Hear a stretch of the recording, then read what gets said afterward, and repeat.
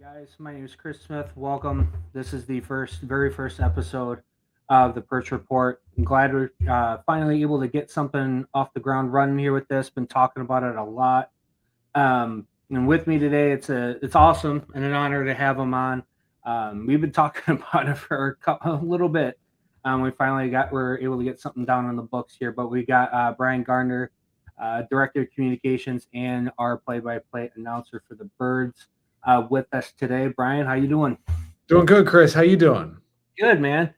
Just sipping some coffee. Got my water bottle with a nice little sticker. There you Uh, go. Getting ready for got a softball game tonight.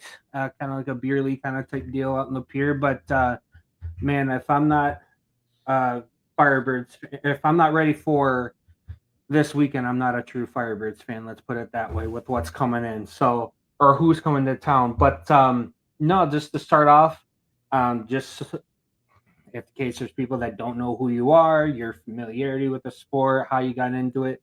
Yeah, kind of give like a brief introduction of yourself, how you got even into hockey. Believe you're in your third year with the Firebirds too. So yeah, just give us kind of like a background of you, Sure. introduce yourself, and go from there. Of course. So yeah, I am the voice of the Firebirds on TV and radio. As you mentioned, I'm also our director of communications. So with that comes a lot of additional responsibility outside of just calling the games, which I imagine is what I'm most associated with the team. But yeah, I grew up in the DC area.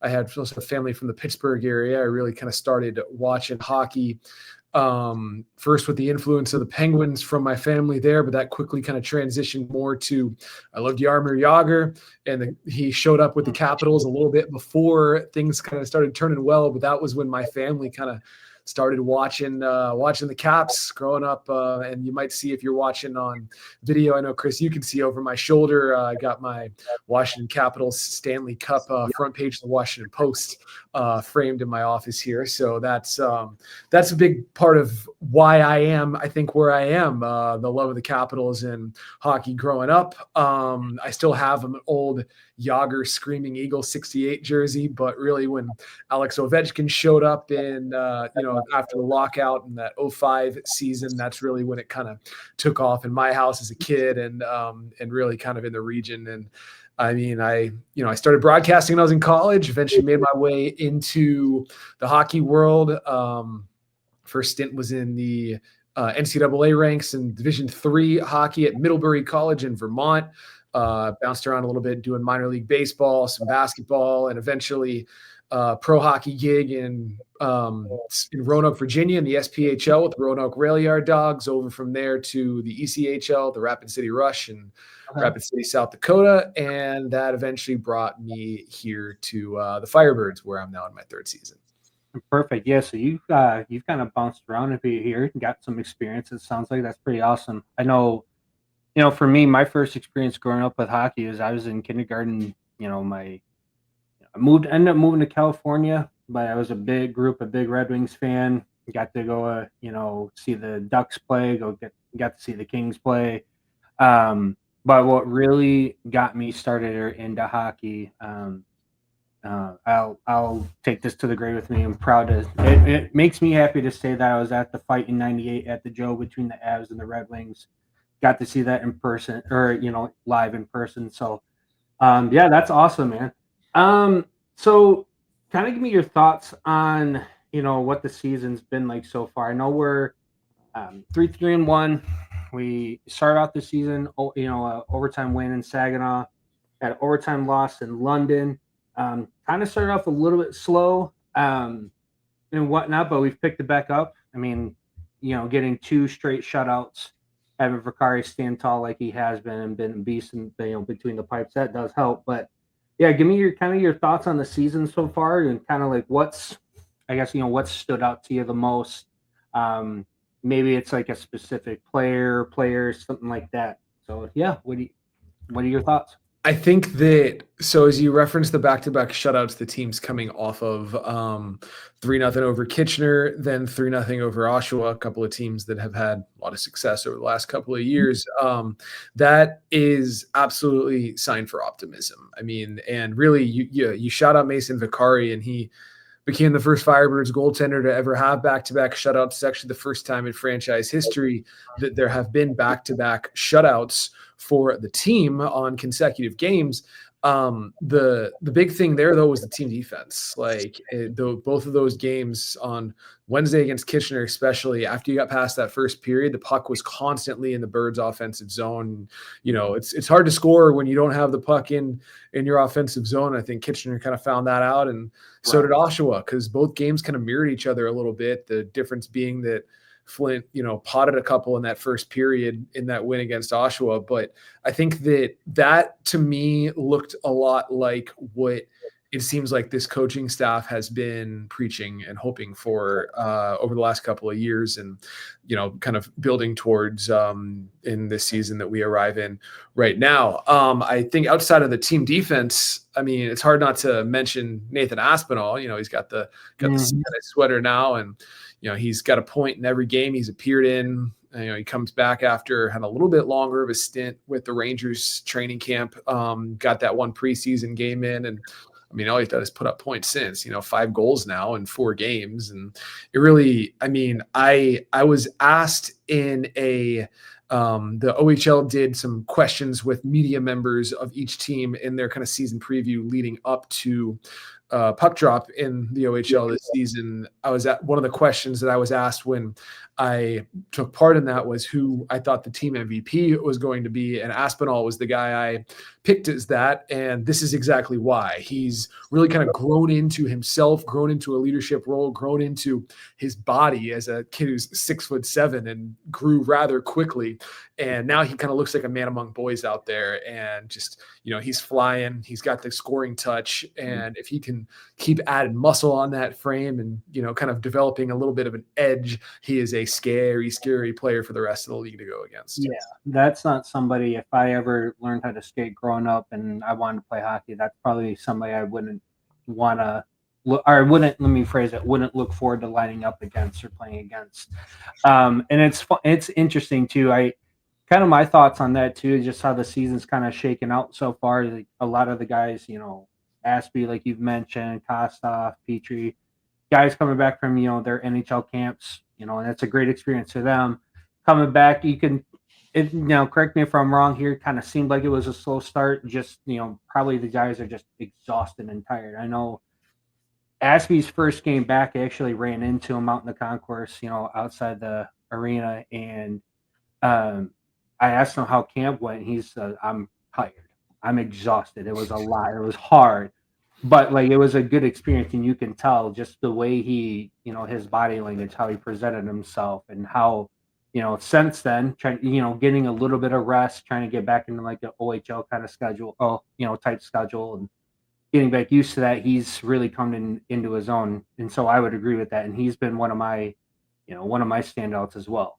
Like you said, he's gotten at least a point in every single game he's played in so far, and he's made a huge impact.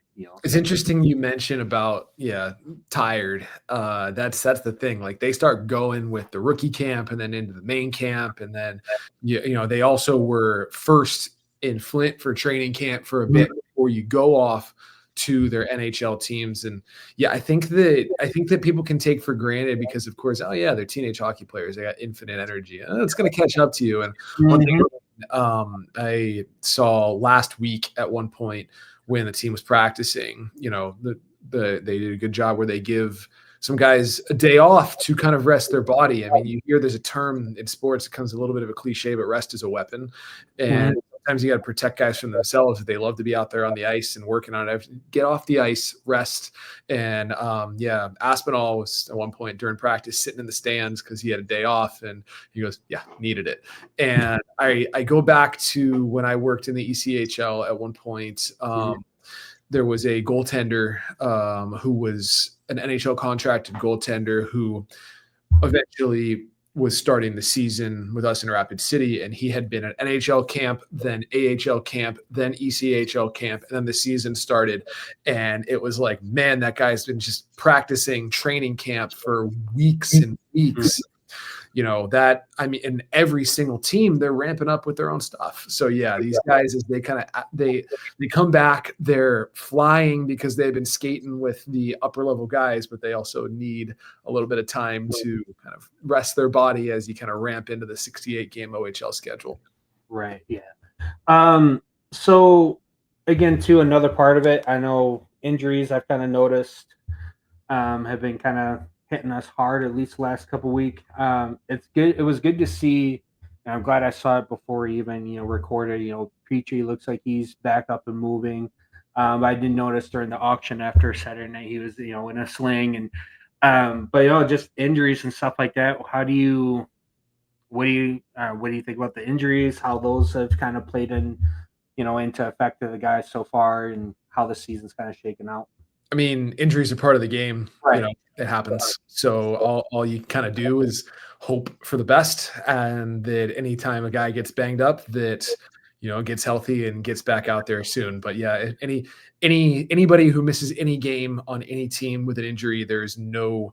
I mean, that's just happens. Every team's going to deal with it on any given time, and sometimes that bites teams harder than others, and sometimes you find yourself fortunate, and hopefully the rest of the way, the Firebirds are fortunate. Right, exactly. So, another thing I wanted to hit on, what are your thoughts? And as I'm thinking about it, I'm going to pull up the article because I just saw it on social media about a half hour ago. And that's actually kind of cool how this is, how this just came about today. What are your thoughts on the rookies so far? Specifically, first guy I'm going to mention is Charlie Murata. He just got picked to represent Canada at the U17 World Challenge, and whatnot, which is great for him, great for his skill and his level of play to work and improve on that. So, what are your thoughts on the rookies? Maybe not necessarily Charlie, but what do you got for that? Murata's the guy who, I mean, he doesn't look like a rookie out there. No. He's nearly a point per game. I mean, the kid's 16 years old. It's I remember when he was drafted, the team was very excited about him, and you can absolutely see why. And yeah, like you mentioned, Hockey Canada just put him on one of the two Canadian rosters for the U17 World Challenge, which that's going to be next month, early November, in Nova Scotia. And yeah, he's on Canada Red for that. He's one of 17 OHL players who got named to that. So it's great. It's awesome for Charlie,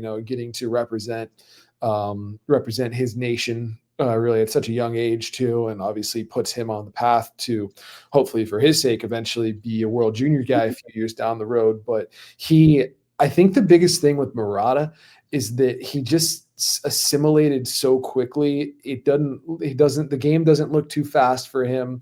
He's so in control out there, so smooth. And he's getting special teams time, both on the power play and on the penalty kill as a 16-year-old this early in his OHL career. That tells you something. That tells you something right there.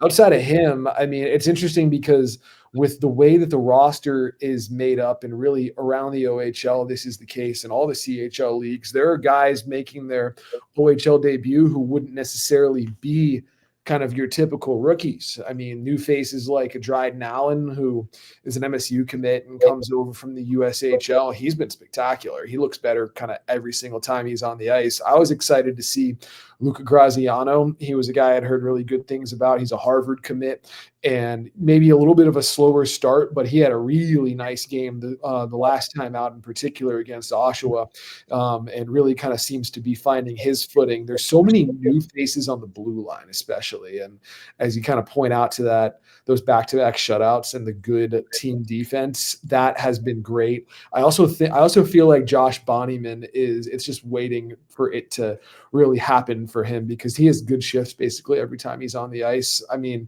you can really kind of go up and down the roster, and there's reason to be excited about pretty much everybody who's on the roster that's a new face. It's the reason they're here. I mean, it's the best junior league in the world, and to make this roster is an accomplishment in and of itself. And I think that as we sit here talking today, coming off of those couple of wins that the Firebirds had on home ice last week, going into these 2 games against Saginaw, there's such reason for optimism, and a lot of them are those faces, those new faces, these guys who had been here over the last couple of years and are starting to get a little bit more comfortable in their surroundings and the system and just in their own with their spot on the roster and really just playing OHL hockey, and hopefully it continues to build. Yeah, no, it's kind of funny. I've had my eye and kind of like how Graziano's played. He's kind of got that, Dan Campbell, kind of grit, kind of, feel to his game. But it also stood out too, and you kind of mentioned it, just how, with Charlie Murata is, he doesn't seem like he's a 16-year-old kid playing, in the top junior league in in the world. So, and now my wife and I ran into him at Fan Fest, and her being a Sparty fan and stuff like that. I wanted to get him over and have my wife meet him and stuff. But one of the things that he directly said is, with being a state commit, like what's his, we kind of asked him the question, what's his plan? Like, what's your outlook? What do you want to do? And the first thing he said is, I want to stay in Flint with as long as I can. I want to win a freaking championship here. That right there shows a level of maturity that you don't see normally in a lot of like young guys like that too. So it's funny and it's interesting you say that too, because I kind of got that vibe. Is he's, for somebody who's 16 years old, he's very mature in that sense and whatnot. So yeah, Charlie's been great. Charlie's been great to have around. He looks great on the ice, obviously, and I mean, you can usually tell pretty quickly if somebody needs a little time to adjust to the speed of the game. He didn't need that. And yeah, he's as you talk about your interactions with him, I haven't found a single person with a bad thing to say about the kid. So we're delighted to have him in the organization. That's for sure. I'm definitely excited to see how this rest of the season plays out. And you kind of mentioned, like his points and stuff like that. Yeah, he's, top 4 on the team leading in points. He's tied for second, behind, Aspie and Kostoff. And then Jimmy's up there too. Wayne's got 7 points as well. But yeah, other than, kind of like Vicari, Aspie, you've talked about Murata, Graziano, Dryden Allen. Who are some of the other like guys that kind of like stood out to you so far this season? I mean, so it's a team that it's such an interesting mix because there are veteran returners and there are the new faces. I mean, Chase Hall came out flying in the first game, a couple of goals, including the overtime game winner against Saginaw. He obviously has a lot of skill on this roster. Jeremy Martin, I am thinking, is going to be taking a step forward season this year. I mean, he's power forward, and he's actually got a little bit more of a grown man's body at this point here in the league.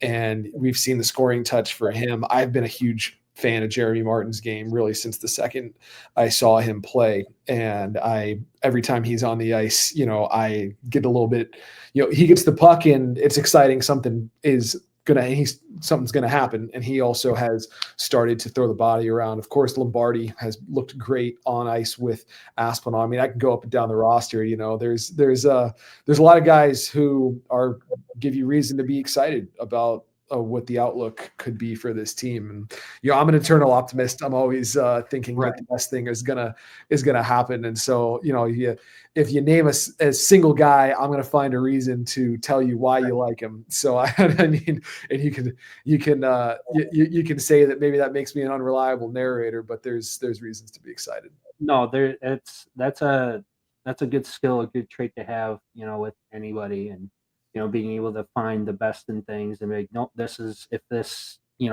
comes to fruition, this could happen, that's a good trait. No.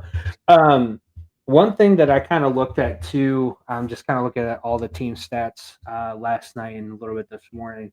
It's kind of like the penalty minutes and how that could be kind of construed in a way. You could look at it both ways. It could be a negative, but I kind of want to look at the penalty minutes as like more of a positive in that sense, So people can take that both ways. So one of the things that kind of stood out, and I'm going to make a Mighty Ducks reference to this. It's one of my favorite movies, or favorite movies of all time. The Colosimo brothers. You can, want to call them the Bash brothers? Yeah, they're brothers, but hey, call them the Bash brothers. Why not? Josh, it looks like he's got 9 minutes. Christian's got 5. Bellinger's got 9 as well. Would you say, as far as like penalty minutes go, it doesn't matter who it is, that has got them. But would you say, or would you consider that more of a positive than a negative? I mean, I think that I think that you can kind of take whatever angle you want on it. I think the one thing is that there's always going to be penalty minutes when your identity is a team that's hard to play against, and that's kind of what they consistently talk about with this from management, coaching staff with this team. They want to be a team that's hard to play against, and you're going to be a physical team. You're going to be a team that makes you feel it when you play against them, that you remember what the next day felt like when you played the Firebirds. And I think, you talk about penalty minutes versus positive or negative. I don't really know that any coach is going to be thrilled if they're shorthanded a bunch. But that being said, I mean, this is one of the best penalty kills in the league. As we sit here right now, the Firebirds in 7 games have had 3 power play goals against. They're killing off 88% of power plays against. Like, as long as you're doing that, I think you're in a pretty good spot. Right. No, I would tend to agree on that one there. Last kind of question I had, we kind of alluded to it earlier, at the start. When I mentioned like, hey, if you're not excited about this upcoming weekend, you're not a true fan of hockey or just the Firebirds in general, but it's a rivalry week, and it's not just us in town. You got other rivalries going on throughout the league, but us in particular, we've got Saginaw coming to town, and then we go to Saginaw on Sunday. So we get a nice weekend of the Divide Cup. It's gonna be sweet to see, and then you got the Badges game on Saturday afternoon as well. So that's gonna be fun to go out and watch too. I plan on getting some pictures and footage of that for the podcast pages. But yeah, give me your thoughts on the Divide Cup and going into rivalry weekend here with Saginaw. I like what the OHL's done with it being rivalry week across the league. I think it's fun. I think, having every team play their rival at the same time, ramp up some intensity early in the season. Of course, it's, Saginaw, a team that the Firebirds play 8 times in total every year.